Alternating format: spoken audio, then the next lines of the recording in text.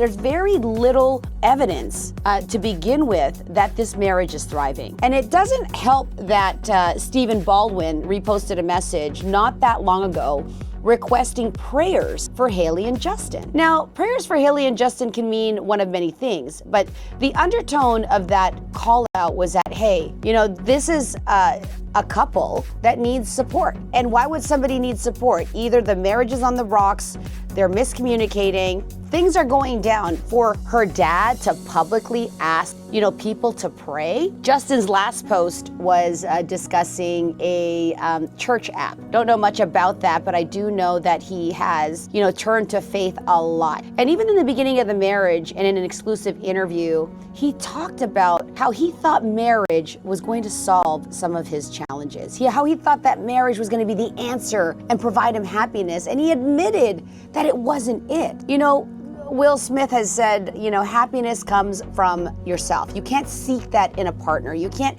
expect your partner to find happiness for you. That's a self-responsibility. And how challenging would it be to be married to a guy that clearly has had trauma, that clearly has been, you know, abused, has been taken advantage of, has been exploited, has been exposed to things that he shouldn't have been exposed to at a young age. People who are older, who make a lot of money and who experience fame, you know, do things that tend to go, you know, a little wild.